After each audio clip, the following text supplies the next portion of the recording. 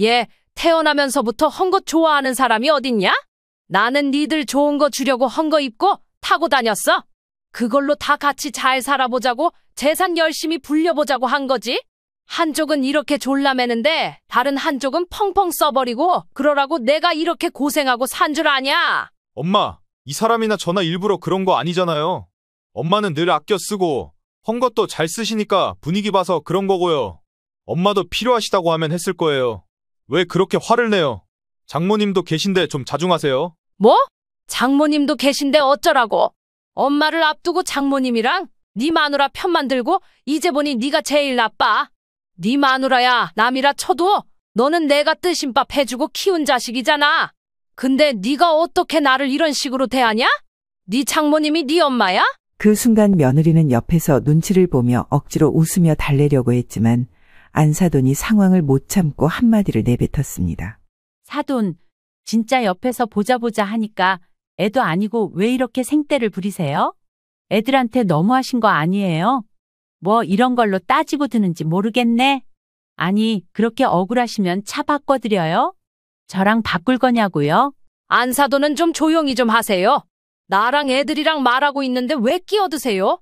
박 씨는 순간적으로 숨이 막히고 온몸이 떨리는 것을 느꼈습니다. 아무리 봐도 참으로 바보 같은 꼴이 아니라고 볼 수 없었습니다. 내가 해준 집을 별 다른 노력 없이 차지하고 앉아있는 이들을 보며 셋이 번갈아 가면서 나에게 소리를 지르고 있다니 말입니다. 심지어 자신을 누구보다 이해해야 할 아들마저 며느리의 편에 서서 이런 식으로 말하다니 믿기 어려웠습니다. 올해로 67세인 박현숙 씨는 평생을 알뜰하게 살아왔습니다.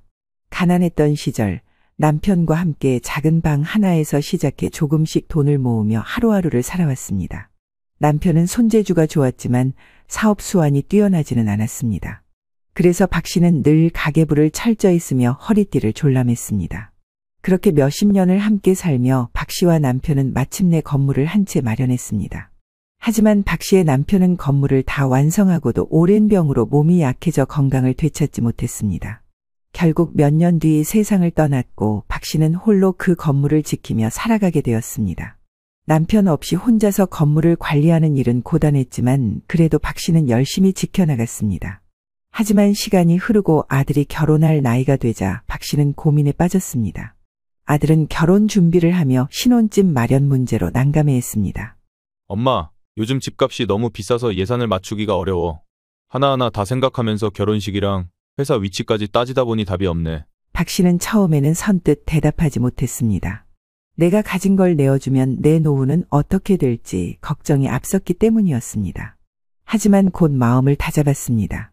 어차피 아들 하나고 나중에는 아들을 통해서 건물이 이어지도록 해야 하니 크게 상관이 없을 거라 여겼던 것입니다. 박 씨는 건물의 한 층을 내어주기로 결심했습니다.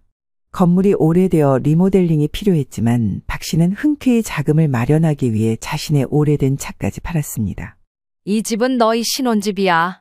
오래된 집이지만 새로 고치면 더 좋은 집이 될 거야. 아들 부부는 눈물을 글썽이며 감사의 인사를 전했습니다. 며느리는 결혼을 앞두고 정성껏 포장한 500만 원짜리 명품백을 박 씨에게 선물로 들고 왔습니다. 어머님, 정말 감사해요.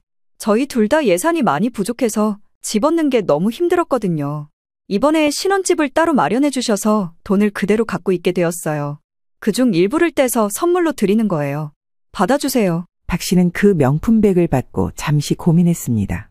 이런 사치를 좋아하지 않는다는 것은 아들도 잘 알 텐데 며느리가 모를 리는 없을 것 같아 보였기 때문입니다. 그렇게 잠시 고민하던 박 씨는 결국 그 명품백을 돌려보냈습니다. 얘, 이 가격표를 보니 손이 떨리는구나. 나는 이런 거 필요 없다. 신혼부부가 살만한 집 얻는데 돈 몇 억씩 들어가잖니. 그거 아껴 쓰면 갖고 더 잘 살 생각을 해야지. 너희도 시작부터 이런 사치는 삼가고 알뜰하게 살아라. 며느리는 순간 얼굴이 굳었지만 억지로 미소를 지으며 알겠다고 대답했습니다. 박 씨는 그 모습을 보고 마음이 살짝 무거워졌습니다. 내가 너무 야멸차게 거절했나? 그래도 처음에 거절해야 다음에는 이런 무리한 선물 준비를 하지 않겠지.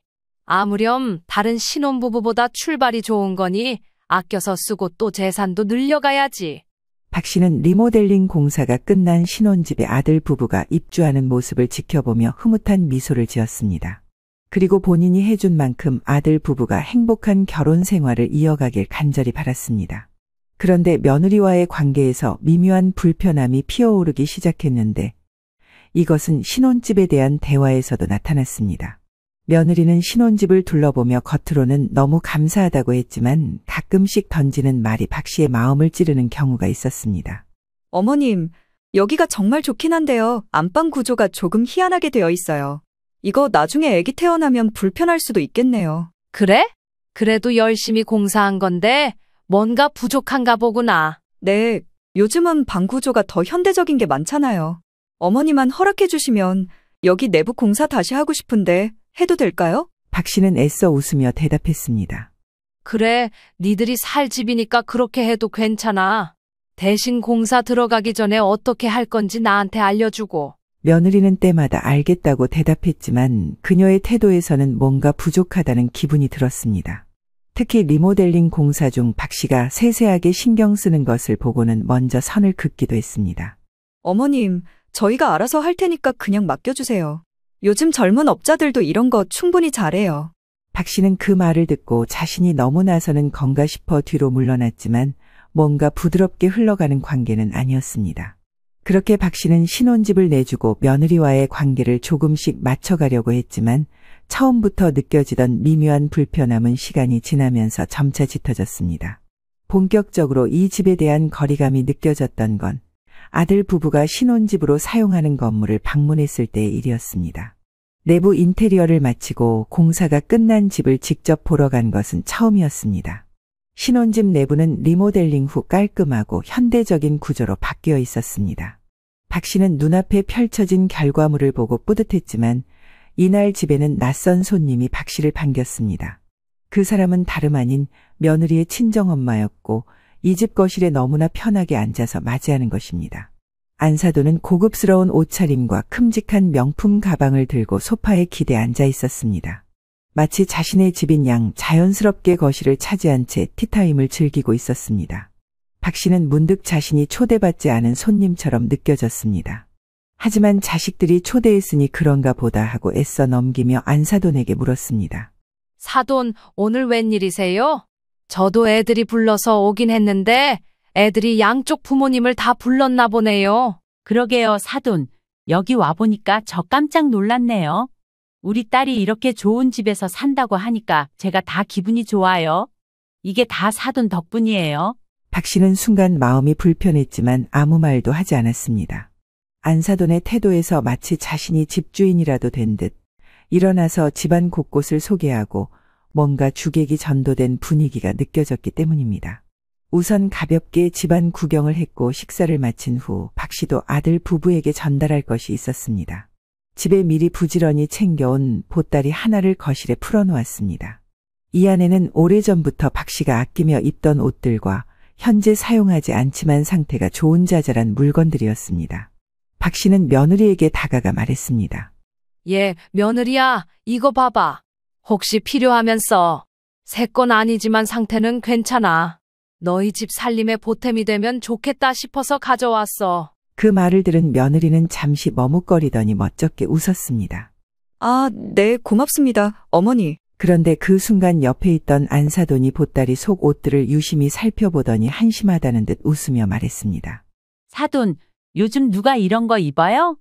이런 거 가져다 주는 건 좀 그렇지 않나요? 워낙 금검전략하시고 검소하시다고 듣긴 했지만 이런 건 솔직히 재활용으로 내놓으셔야죠. 누구 입으라고 주기에는 좀 민망한 것들 같은데 말이에요. 이 말에 무안해진 박 씨는 순간 얼굴이 굳어졌지만 겉으로는 억지로 미소를 지으며 대꾸했습니다. 아니, 그냥 혹시나 해서 가져왔어요. 필요 없으면 안 써도 돼요. 그냥 편히 구경하라고 가져온 거예요. 그 말을 들은 며느리는 안사돈 쪽을 슬쩍 보며 곤란한 듯 웃더니 아무 말도 하지 않았습니다. 박 씨는 속이 불편했지만 더 이상 말을 꺼내지 않고 자리를 마무리했습니다. 그런데 며칠 뒤 박 씨는 신혼집 근처를 지나가다 충격적인 장면을 목격했습니다. 그날 가져다 줬던 옷 보따리가 그대로 건물 앞 쓰레기장에 버려져 있던 것입니다. 비닐봉투가 찢어진 채 박 씨가 아끼며 입었던 옷들이 너저분하게 나뒹굴고 있었습니다. 내가 직접 입었고 정리했던 옷들이기에 얼핏 봐도 바로 알아챌 수 있었습니다. 순간 속이 뜨거워지고 가슴이 철렁 내려앉는 기분이었습니다. 박 씨는 감정이 많이 상했고 곧바로 며느리를 불러 물었습니다. 얘, 안 입을 거면 나 다시 달라니까. 이걸 왜 싹 다 버렸니? 멀쩡한 것들이잖아. 너희 집에 필요 없으면 다른 데라도 주지. 이렇게 버리는 건 아니지 않니? 그러자 며느리는 태연하게 대답했습니다. 어머니, 저는 그런 거 안 좋아해요. 입지도 않을 걸 쌓아두면 집만 지저분해져요. 그래서 그냥 정리했어요. 다시 돌려드리기도 좀 죄송하고요. 박 씨는 알 수 없는 서운함과 무안함을 느꼈지만 그렇다고 마땅히 대꾸할 말을 찾지 못했습니다. 대신 며느리를 바라보며 한동안 침묵한 뒤에야 겨우 알겠다는 말만 답한 채 돌아섰습니다. 박 씨는 그날 밤 잠을 이루지 못했습니다. 자신이 그렇게 모으고 아껴가며 간직했던 물건들이 단번에 쓰레기로 내몰린 사실도 충격이었지만 며느리의 태도에서 느껴진 무시와 냉담함이 더 큰 상처로 남았습니다. 며느리가 싫어하는 옷과 물건들을 억지로 줄 생각은 없었습니다. 하지만 박 씨는 자신의 정성과 마음을 조금이라도 헤아려 줄 알았기에 더 큰 배신감을 느꼈습니다. 안사돈의 눈앞에서 비판받았던 순간과 그날의 말투, 며느리의 무표정한 얼굴까지 모두 떠올랐습니다. 그날 이후 자주 찾아가지도 않았고 아들 부부로부터 임신 소식을 듣고 아기가 태어나서 자라는 동안에도 딱 2번만 만났습니다. 최대한 만남을 줄이고 각자의 삶에 충실하고 싶었기 때문입니다. 그러다 이번에는 정말 기념할 만한 날이 다가왔는데 바로 첫 손주의 돌잔치였습니다. 박 씨는 이때만큼은 손주를 위해 특별한 선물을 준비하기로 마음먹었습니다. 이전에 며느리와 안사돈으로부터 무안당했던 일도 있고 이번만큼은 백화점에서 손주의 새 옷을 사줄 생각에 설렜습니다. 평소 백화점에 가본 적이 없던 박 씨는 처음으로 주변 사람들에게 물어보며 손주에게 어울릴 만한 옷을 찾아보려고 했습니다. 하지만 박 씨는 구체적으로 어떤 옷을 사야 할지 몰라 며느리에게 전화를 걸어 조언을 구했습니다. 얘, 내가 이번에 우리 손주한테 새 옷 한 벌 선물하려고 하는데 혹시 뭐 필요한 거 있니? 잠바라든지 이런 거 말이야. 아무래도 애 엄마한테 물어보는 게 빠르겠다 싶어서. 박 씨의 다정한 목소리에 며느리가 대답했습니다. 그러나 며느리의 말은 박 씨의 기대와는 전혀 다른 방향이었습니다. 아, 선물이요? 그런데요, 어머니. 혹시나 해서 미리 말씀드리는 건데 또 중고 옷 가져다 주시는 건 아니죠? 저는 물려 입히는 거 별로 안 좋아해서요. 괜찮으시면 현금으로 주시면 안 될까요? 그 순간 박 씨는 놀라서 말을 잇지 못했습니다. 손주를 위해 직접 새로운 옷을 사주려고 했던 정성과 노력은 전혀 고려되지 않는 듯 느껴졌습니다. 하지만 박 씨는 며느리에게 서운한 기색을 내비치지 않으려고 애써 미소를 지으며 대답했습니다. 그래, 알겠다. 현금으로 줄게. 그게 낫겠구나. 전화를 끊고 나서도 박 씨의 마음은 한동안 무거웠습니다.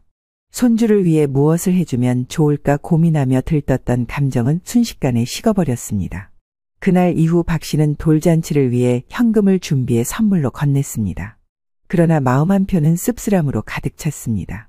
그리고 드디어 돌잔치 당일이 되었고 이런저런 일들은 차치하고 박 씨는 손주의 첫 생일을 축하하기 위해 설레는 마음으로 행사장에 도착했습니다. 손주의 특별한 날을 기념하기 위해 사람들로 북적이는 모습을 보니 마음이 흐뭇해졌습니다. 하지만 박 씨는 행사장 안으로 들어서며 예상치 못한 모습을 마주하게 되었습니다. 안 그래도 지난 일로 얼굴 마주하기 불편해진 안사돈이 누가 봐도 눈에 띌 만한 아주 눈부신 모피코트를 입고 나타났습니다. 얼굴 전체에 화려한 액세서리를 달고 요란하게 등장한 것이었습니다. 한눈에 봐도 고가의 옷차림은 주변 사람들의 시선을 단번에 사로잡았습니다. 박 씨는 순간 멍해지며 속으로 생각했습니다. 안사돈 내가 저렇게 여유가 있었던가? 전에도 엄청 비싸 보이는 가방을 들고 오더니 그렇게 여유 있으면 딸 시집 갈 때 얼마라도 보태주지. 박 씨는 이런 생각을 하면서 순간적으로 이런 생각 자체가 참으로 없어 보인다는 느낌이 들었습니다. 그나마 자신이 가진 옷 중 가장 단정하고 깨끗한 옷을 입고 나오긴 했지만 자기도 모르게 괜시리 안사돈 옆에서 초라해졌음을 느꼈기 때문입니다. 애써 생각을 가라앉히고 자리를 잡으려는데 이때 안사돈이 다가와 웃으며 말을 건넸습니다. 사돈, 안녕하세요. 오늘도 이렇게 뵙네요. 잘 지내셨지요? 가까이 이쪽으로 앉으시지. 왜 이렇게 멀리 떨어져 계세요? 아, 안녕하세요, 사돈. 오랜만에 뵙네요. 달리 할 말이 없었던 박 씨는 안사돈에게 옷이 멋지다는 칭찬을 건넸고 이 말에 안사돈은 웃으며 반응했습니다. 네. 이거 저번에 우리 딸이랑 백화점 가서 산 거예요. 오늘 손주랑 다 같이 스냅 촬영한다고 해서 무리 좀 했죠?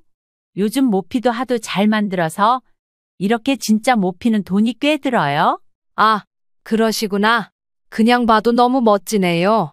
저는 그런 걸 잘 볼 줄 몰라서. 이때만 해도 박 씨는 그저 화려한 옷차림에만 놀랐고 며느리가 자기 친정엄마를 이렇게 살뜰히 잘 챙긴다고만 생각했습니다. 그런데 그쯤에 며느리가 와서 인사를 건넸고 안사돈은 이때 생각 없는 말로 또다시 박 씨를 불편하게 했습니다.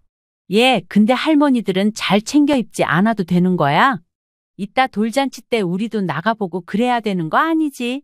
안사돈도 한 벌 맞춰드릴 걸 그랬나 봐. 네? 아니에요. 저는 괜찮아요. 그런 거 없어도 돼요. 이 말에 며느리도 슬쩍 박 씨를 쳐다보더니 웃으면서 말했습니다. 엄마도 참, 우리 어머니는 이런 거 안 좋아하셔. 어머니는 중고 가게에서 사온 헌옷들 골라 입는 거 좋아하시지. 백화점에서 옷 사고 그러면 혼난다니까. 그쵸, 어머니? 순간 박 씨의 가슴 속에서 억울함과 씁쓸함이 차올랐습니다. 박 씨는 그저 억지 미소로 상황을 넘겼지만 속은 점점 더 불편해졌습니다. 눈앞에서 화려한 모피코트를 걸치고 있는 안사돈과 자신을 비교하며 박 씨는 속으로 울컥하는 감정을 삼켰습니다. 아무리 자기 친정엄마고 나는 시어머니라지만 온 가족이 모이는 자리에서 박 씨 혼자 따돌림을 받는 듯한 느낌이 들었습니다. 하지만 여기서 끝난 게 아니었습니다. 이윽고 박 씨의 가슴을 더 허전하게 만들었던 건 돌잔치가 한창 진행되며 본격적으로 스냅 사진 촬영이 시작되었을 때였습니다. 사진을 찍겠다고 해서 나가보니 박 씨는 민망할 정도로 며느리와 아들, 안사돈의 손주까지 화려하게 메이크업을 하고 옷을 차려 입은 상태였습니다. 얘기하는 걸 들어보니 이미 며느리는 돌잔치 전날 안사돈과 함께 메이크업과 헤어스타일링을 예약해둔 상태였습니다.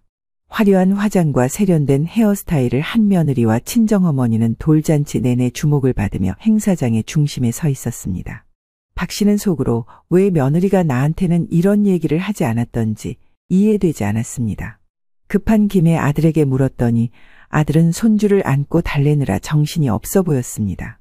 며느리와 친정어머니가 나란히 서서 스냅 사진을 찍는 모습을 바라보며 박 씨는 결국 참다 못해 며느리에게 조심스럽게 물었습니다. 얘 가족 사진인데 나는 이런 거 준비 안 해도 돼? 미리 말해줬으면 나도 준비를 좀 할 걸 그랬구나. 순간 며느리는 약간 당황한 표정을 지었고 조금 머뭇거리다 대답했습니다. 아, 그러게요. 깜빡했네요. 그런데 어머니도 하실 줄은 몰랐어요. 시간이 없어서 드라이만 급히 해달라고 말할게요. 메이크업은 추가 비용이 들어서 따로 못했어요. 저기요, 이모님, 저희 어머니 드라이 좀 해주세요. 빨리요. 그 말을 듣는 순간 박 씨의 마음은 허전함과 씁쓸함으로 가득 찼습니다. 친정어머니인 안사돈은 이미 완벽하게 준비된 상태로 잔치에 참석했는데 자신에게는 드라이만 받으라는 말이 돌아온 상황이 무척 서운했습니다. 며느리의 당황스러운 표정과 급히 내뱉은 말은 오히려 박 씨를 더 깊은 소외감에 빠뜨렸습니다. 이날 돌잔치 내내 박 씨는 애써 웃는 얼굴을 유지하려고 노력했습니다. 그러나 자꾸만 눈앞에 보이는 며느리와 안사돈의 화려한 모습 그리고 자신을 대하는 태도가 머릿속에서 떠나지 않았습니다. 안사돈은 며느리와 손주를 끌어안고 기념사진을 찍었고 아들은 아무리 정신이 없다지만 엄마인 나는 안중에도 없는 것 같았습니다. 그렇게 나를 제외한 한 가정의 환한 웃음소리가 행사장을 가득 채웠습니다. 박 씨는 한 발치 떨어서서 그 모습을 지켜볼 수밖에 없었습니다. 스냅 사진 촬영 때도 아무도 박 씨에게 자세를 고치거나 조언해 주지 않았고 그녀의 존재는 행사에서 점점 더 흐릿해지는 것처럼 느껴졌습니다. 잔치가 끝나갈 무렵 박 씨는 축하 인사를 건네고 조용히 자리를 떴습니다. 집으로 돌아가는 길 박 씨의 마음은 복잡한 생각들로 가득 찼습니다. 손주의 첫 돌잔치는 그녀에게 특별한 날로 기억되기보다는 차별과 소외의 씁쓸함이 강하게 남는 날이 되어버렸습니다. 돌잔치에서 겪은 일들은 단순한 서운함을 넘어 자신이 가족 내에서 어떤 위치에 있는지 곱씹게 만들었습니다. 심지어 며느리가 박 씨에게 했던 말들은 눈을 감고 억지로 잠을 청하는 와중에도 떠올랐습니다. 어머니는 헌 옷들 좋아하시지 이런 거 안 좋아하시잖아요. 그래서 일부러 안 골랐어요. 혹시라도 필요하시면 나중에 말씀하세요, 어머니. 이 말은 생각할수록 화가 났습니다. 헌 옷을 좋아한다니 애초에 남이 입고 쓰다가 버린 헌 것들을 좋아하는 사람이 누가 있을까요? 아끼면서 살다 보니 어쩔 수 없이 그렇게 되었을 뿐이었습니다. 고생 끝에 건물을 마련하고 그 건물을 활용해 가족의 안정된 미래를 도왔던 자신의 노력이 폄하되는 것 같았습니다. 더구나 안사돈에게는 값비싼 모피코트를 선물하고 막상 집을 선물해준 나를 가볍게 대하는 며느리의 행동이란 박 씨에게 깊은 상처를 남겼습니다. 아무래도 사람인지라 박 씨도 괜히 집 생각도 나고 하나 둘씩 본전이 생각나기 시작했던 것입니다. 아들 부부집 리모델링 해주겠다고 당장 돌릴 수 있는 현금 그리고 차까지 팔아서 급하게 돈을 마련해서 해주었습니다. 그러다 보니 이동할 때마다 아무래도 불편함이 있었고 왜 내가 이런 수고를 해서 번거로움을 감당해야 하는지 한탄하게 되었습니다. 그런데 마침 이때 아들로부터 연락이 왔습니다. 참 일찍도 연락 왔다 싶었지만 돌잔치가 끝나고 어떻게 지내시냐며 안부를 물었던 겁니다. 엄마 잘 지내고 있어. 그런데 확실히 지금 차가 없으니 불편하다. 저번에 니들 집 해주면서 팔아서 지금 그냥 지하철 타고 다녀. 다음 주에 이모도 만나러 가야 하는데 말이지. 아, 맞다. 엄마도 불편하시긴 하겠네. 그래, 엄마. 우리가 방법을 좀 알아볼게. 이 전화를 끊고 나서 박 씨는 또 괜히 부끄러워졌습니다.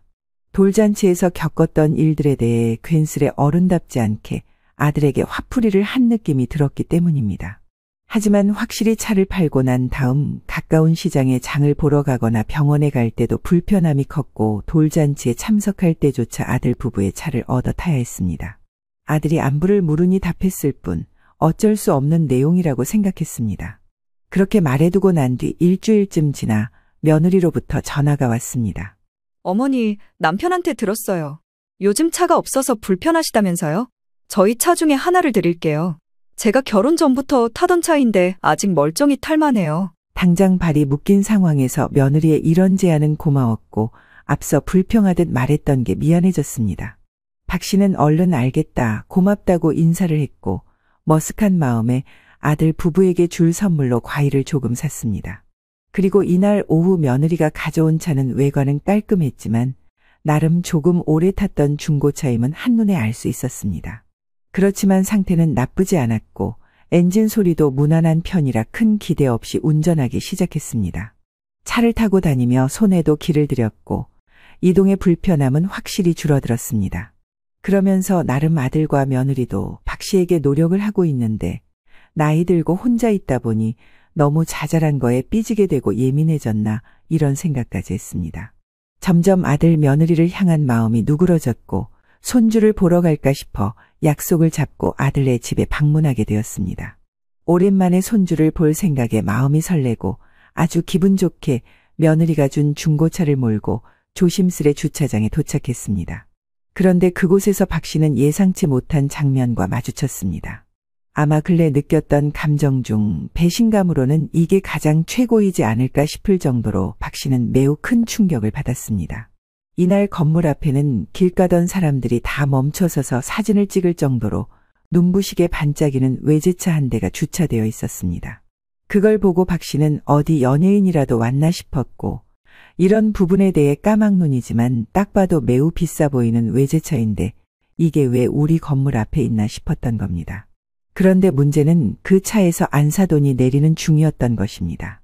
동시에 안사돈은 값비싼 명품 백을 들고 있었고 차 트렁크에서 백화점 포장이 된 고급 과일 세트를 꺼내고 있었습니다. 박 씨는 너무 놀라서 숨이 멎었고 말이 나오지 않았습니다. 이번에도 여전히 언제나처럼 안사돈이 먼저 박 씨에게 말을 걸었습니다. 사돈, 안녕하세요.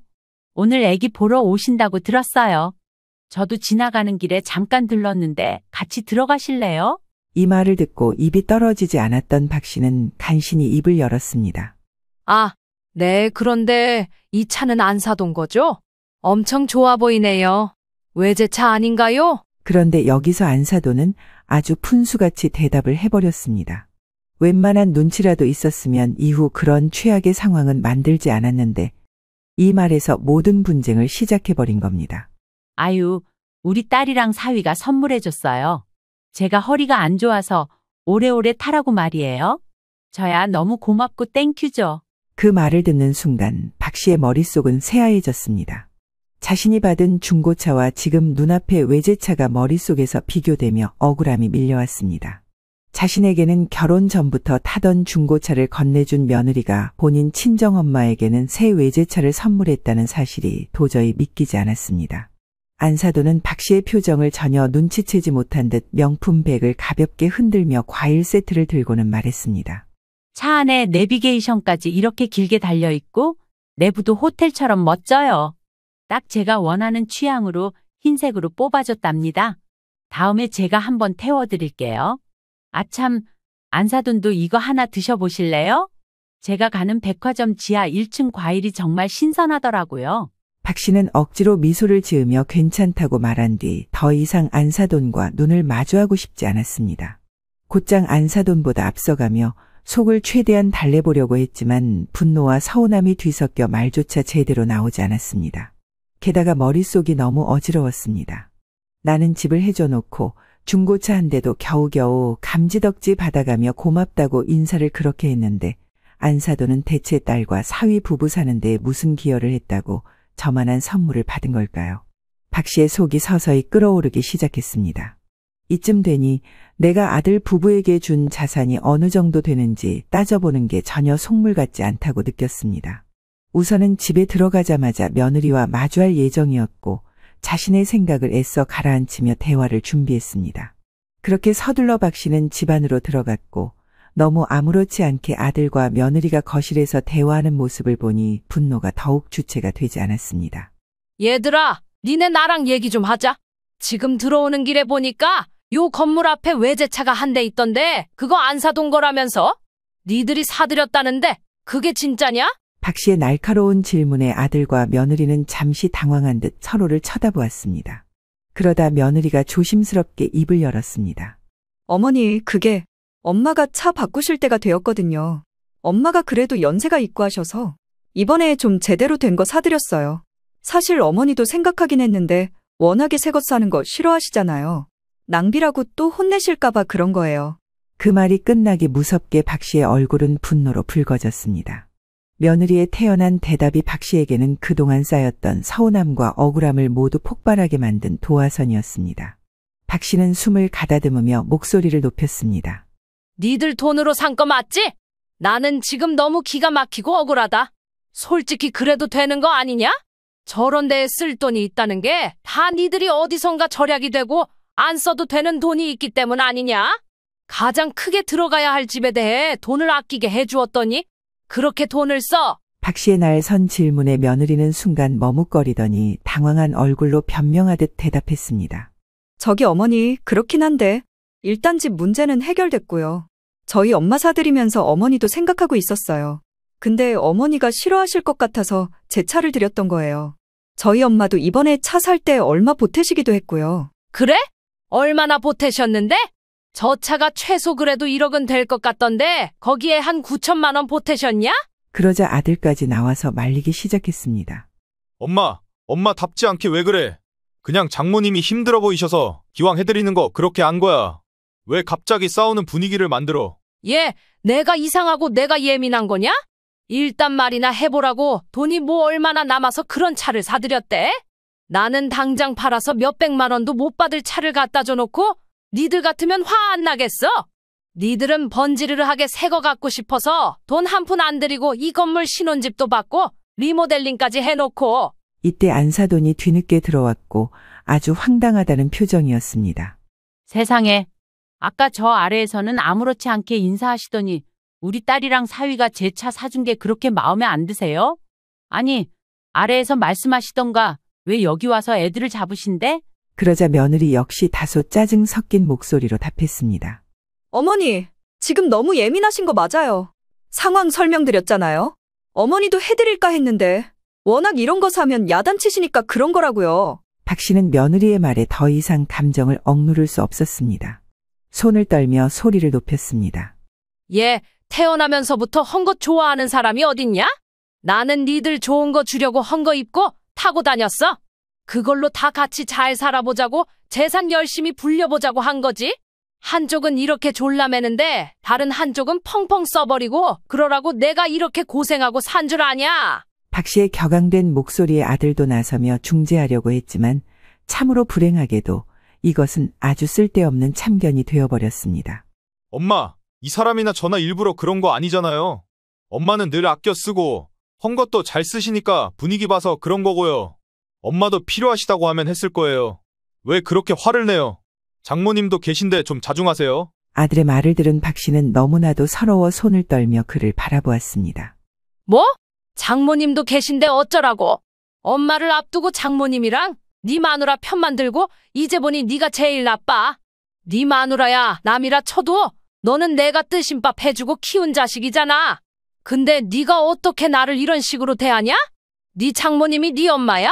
그 순간 며느리는 옆에서 눈치를 보며 억지로 웃으며 달래려고 했지만 안사돈이 상황을 못 참고 한마디를 내뱉었습니다. 사돈, 진짜 옆에서 보자 하니까 애도 아니고 왜 이렇게 생떼를 부리세요? 애들한테 너무하신 거 아니에요? 뭐 이런 걸로 따지고 드는지 모르겠네. 아니, 그렇게 억울하시면 차 바꿔드려요? 저랑 바꿀 거냐고요? 안사돈은 좀 조용히 좀 하세요. 나랑 애들이랑 말하고 있는데 왜 끼어드세요? 박 씨는 순간적으로 숨이 막히고 온몸이 떨리는 것을 느꼈습니다. 아무리 봐도 참으로 바보 같은 꼴이 아니라고 볼 수 없었습니다.